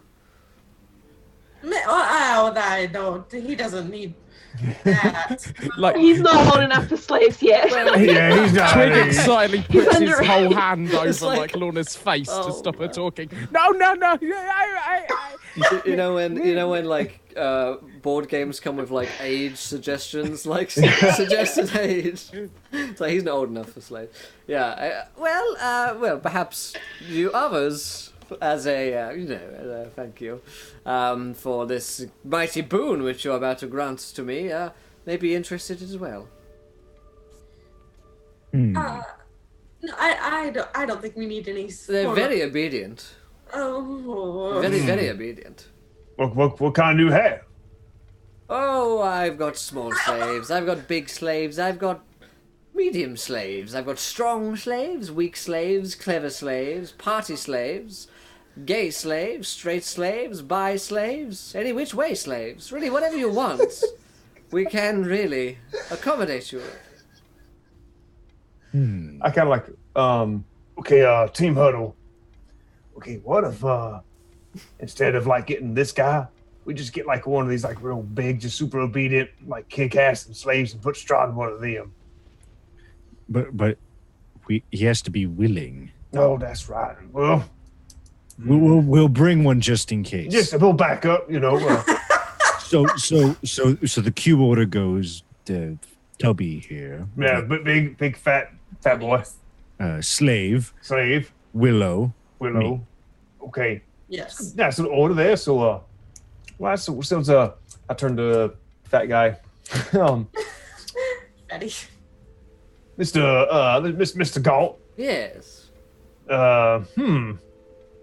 Yeah, so see, I kind of am the token, just hold it, carry everything in the whole party. Do you have like a big, strong one that can, maybe fight off some bad guys if need be? Yes, well, of course. Very strong slave. very vibrant, very full of vitality. I believe. Yes. Strahd's gonna have to eat something to get us out. Get him like so.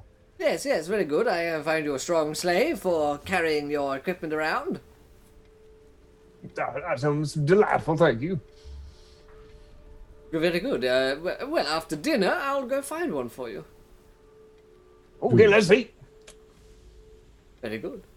So you guys eat and feast, and after this delightful meal, he says, "Right, about that slave," and he steps out of the room. If you won't mind me for just a few moments' time.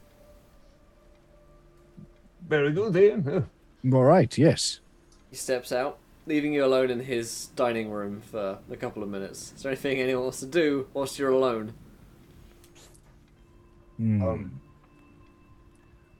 He said he had other guests. True. Maybe. Is there like a wall hanging or something like that? Any pieces of tapestry? Oh, there are tapestries, yes. I'm Most of them going to involve... pull one down and fashion like a rudimentary pair of trousers for Willow. Nice. Okay, yeah. The most of the vistas involve some scene of slavery. You folks don't suppose that maybe this is some kind of clever switcheroo kind of ruse he's playing on us, and that he collects people. We're a bunch of people. We got a fancy, obedient quickling. Mayhap he's coming back here with some big old bodyguards to try and rough us up a bit. I take another bite of my tarts. Twig just shouts, "Slaves!" Maybe that's something to think about. Maybe we should get ready to run just in case. All ready to slaughter him. That's true. Just keep our wits about us and Keep your backs to the walls. that's true. Lorna will sort of like get next to the door, just in case. I wish you all well. It has been very fun. Yep. Very fun indeed. I'll be next to the door. I guess I go up to the door where the merchant left, and I put my ear to the door and see if I can hear any kind of Yeah, roll me a perception check. sound. Let's see. 22, I'm sorry. Nice. Disadvantage. Yeah, you hear him speaking to someone. Yes, some colonists would make some excellent slaves. Oh, I look back. Yep, he wants to make us slaves. All right. we out. Wrap it up. Wrap it up. Hey, What gave you guys, that? he's rich as hell. Maybe we can just get a jump on him. Yeah. All right. Let's see. Hiram. Yes. I think he's going to come back with somebody. He's obviously in a conversation with other people. He's not alone. Let's see. Hey there, Jax Blackhide for the host. I appreciate my friend. How you doing? We can get the jump on him and whoever he's coming back with. Or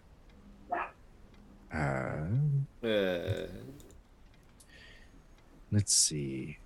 All right. Hiram, I want you to stand behind the door. I'll stand by the door. Get the grease ready. Get the grease ready. Grease him up. Grease him up. Grease the floor right in front of the door. Greasing that floor. Hey! All right. All right. Let's see.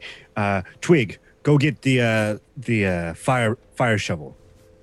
No, I want my slave. We gonna get ourselves one once we the old-fashioned way. Why he giving us a good thing? Why we hurt him? No, he's not giving it to us. He wants to be mean to us. He was lying. He wants to put us in cages. Oh, and wear a Yeah, hat. I'll immediately. That's it. I've done exactly what you said. All right, quick, put it in the fire. Get it nice and hot. He puts it in the fire, but he's still holding on to the end. All right. So, you hear him going back towards you, and as he's opening the door, he's saying, "Now then, about that." And at this point, I'm sure something's about to happen as he flings open tries to open the door. I want to reach in, grab him by the throat, and just fling him into the room, slam the door before whatever's behind him can. All right, whatever. yeah, roll me like an athletics check. Get in his door, boy. Oh, that's a 5. Oh man. Everything's too covered in greasy. grease. Everything's too It's greasy. greasy. So you grab his throat, but it's so greasy in your hand that your hand just like slips down his chest and basically rubs him, covering him in grease. Super sensual. And he's like, what are you doing? I turned to Twig. He wants to put you in a cage. Hit him with that hot fire shovel. Oh no! Ow! So I fly off into a rage now, and I literally try and smack him in the face with the spade. Yeah, go for it. I don't have a spade. Let's do You a can strength. grab a spade. Okay, I'll just do a longsword attack. He's and got we'll his work slave something spades around, out. That's going to be a 14. That'll do it. I'll use longsword. We'll take off a couple of damage or something like for 9 spade damage. 9 spade damage is pretty good. You knock him out. We'll go boom, and Yeah. behind him you see the butler who he was speaking to, and he's like holding a tray, looking shocked. Ah. Get him too. Out of instinct, I'll whack him as well. For a 9. I imagine I hit the door next to him or Yeah, something. the pong, and he like he's starting to run away. Like I chase after him and try to get a hand on him. Yeah, go ahead. Roll me an athletics check. Athletics. Poor dude. 14. Yeah, 13. you can like tackle him down to the ground, and he's like, "Please, don't hurt me! I'm a slave." You're a slave? Sure.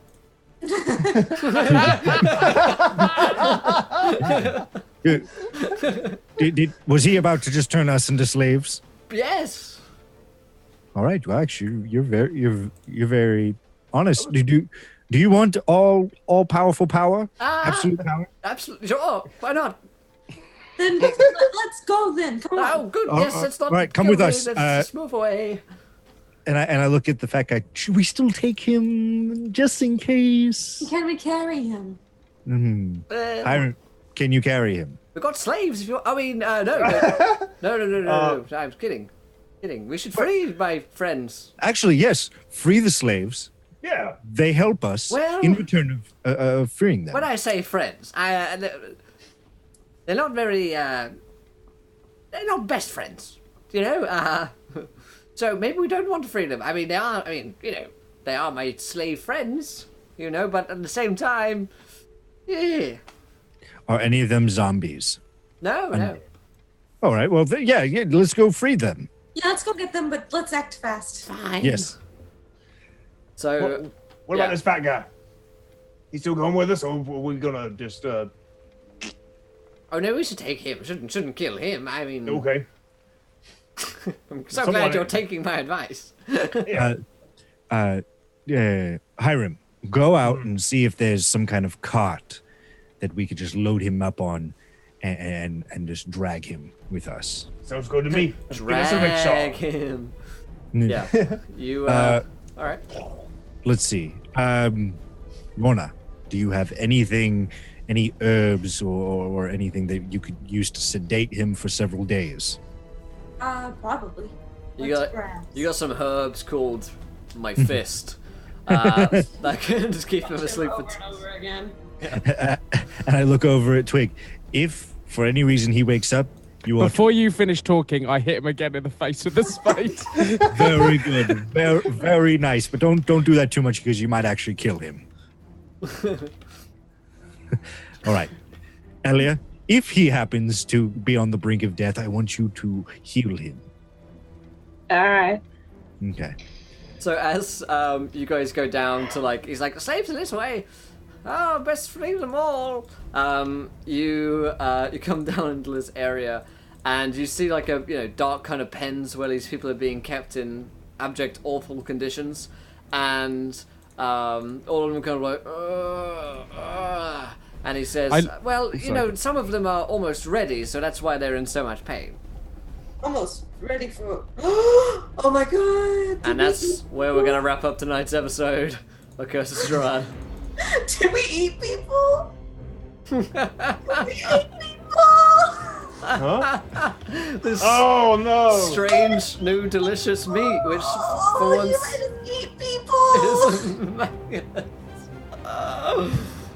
Oh man! They weren't in pastries. That's not fair. You never knew. Mm-hmm. No one questioned it. Everyone's like, it's not maggots, let's eat it.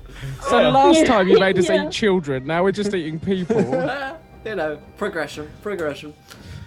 Well, my friends, that is where we're going to end tonight's episode. I'm afraid, just a little bit earlier today, but fear not, because we're going to be back same time next week for more Curse of Strahd, and of course, we're going to be back at the same time tomorrow, 1 PM Eastern, for the continuation of the Brave New Worlds campaign, and then we'll be listening to a bit of Wonder Quest podcast on a break for 30 minutes, and then we'll be continuing on with our last show of the week, which is the Shoals of Borigard. And then, of course, Friday is off, and Saturday we'll be on the Dungeons and Dragons channel playing our Learn by Play series, episode 3 of that. Yeah, and also, fun fact, I'm going on Dragon Talk on Monday, which is cool, apparently. Just got an email through, so we're going to be chatting on the Monday show as well, so plenty of stuff happening, which is cool. But let's go around the cast and crew. Do we enjoy ourselves? Where can we find one another online? Let's start with Sil. Alright, yes, oh my god, I enjoy this game way too much, despite its horrific revelations. Yeah, I'm absolutely enjoying playing Elia as well. She's definitely my type of character. Yeah. I am Sil Thulu. I am a freelance graphic designer and illustrator, and you can find me on Twitch under the name Sil Thulu. Yeah, there we go. Thanks for the shout out. And on Twitter under the same name. So Fantastic stuff. Awesome. Thank you for the follows, guys. If you enjoy the show, of course, follow us to catch more, and of course, go follow these guys on their own adventures and shenanigans that they get up to. Sydney, yourself. Hi, I'm Sydney, and I eat people. And, yeah, you can follow me on Twitter, which is here. I'm putting it in the thingy, and I have a YouTube channel. It's already in the thingy, and I am also the Dungeon Master for Wonder Quest podcast, which you can follow on Twitter. Here, I'll put it in the thing. And it's super fun, and we're having a great time. And a new episode's going out tomorrow, so go follow there so you don't miss it. Yeah. Zippy. Hi, I'm Zippy Zippo. I'm a variety streamer here on Twitch. I also like to play a bunch of tabletop RPGs. I'm here every Wednesday at 4:30 PST, and yeah, I had a great time tonight. I love Oberyn, and I love Twig, and just everybody. Everyone's just great. Amazing. Awesome. And Gareth. LA, it's always lovely to be here. Sorry I missed last week, but it sounds like there was a lot of fun. Again, I'm a dad in game again, which is going to be interesting. There's an interesting dynamic. I like the way things are playing out, and I love being back in this world. It's absolutely fantastic. Right, guys, just make sure you there's loads of things going on with the channel at the moment, and maybe if you like the stuff with Will's doing on Wizards channel, maybe let Wizards know and rate the podcast and do all that shit. Yeah, do it now. Do it. Send them hate mail when they don't have me on the screen. I'm kidding. Yeah, just say where's Will? Like, just flood their Twitter. No, don't. Will or Riot. Yeah. Oh man. And last but not least, fuck me. Rem. Hey, it's me, Rem, known online as Insomniacs Inc.